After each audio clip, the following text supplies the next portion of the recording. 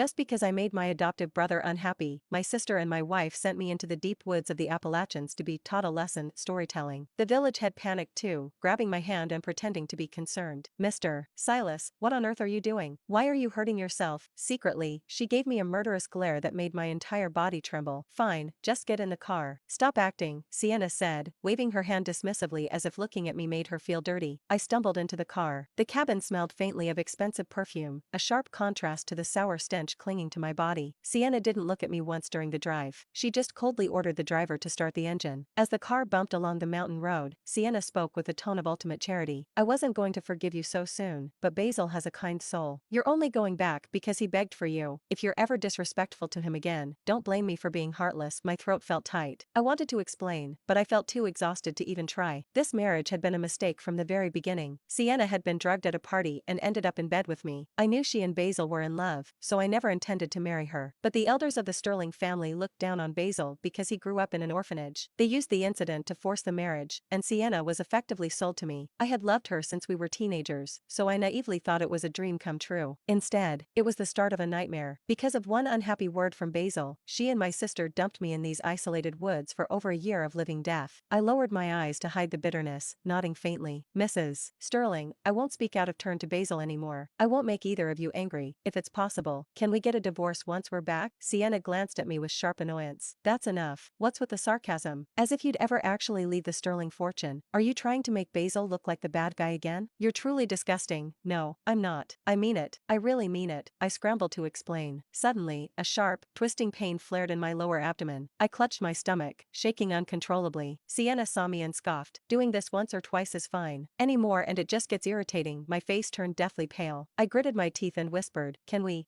pull over? What now? Please, just stop the car for a second. Sienna ignored me and closed her eyes, acting as if I didn't exist. I couldn't hold it anymore. A warm, humiliating liquid ran down my thighs, and a foul odor began to fill the luxury cabin. I covered my face with my hands, waves of despair and shame crashing over me. During that year of inhuman torture, I had lost all dignity as a normal human being. Sienna caught the scent and her high heel slammed into my side. Silas, you're filthy. You couldn't even hold it like a civilized person? The pure hatred in her eyes was no different from the villagers, but it hurt 1,000 times more coming from her. I curled myself into a tight ball, repeating in a low whisper, I'm sorry, I'm sorry. Sienna wanted to keep shouting, but the driver spoke up hesitantly. Ma'am, let's just get home. Something is wrong with Mr. Silas. It was then that Sienna noticed the spot where she had kicked me. Blood was beginning to seep through my thin pants. She froze, falling into an eerie silence for the rest of the trip. 2. We drove in silence all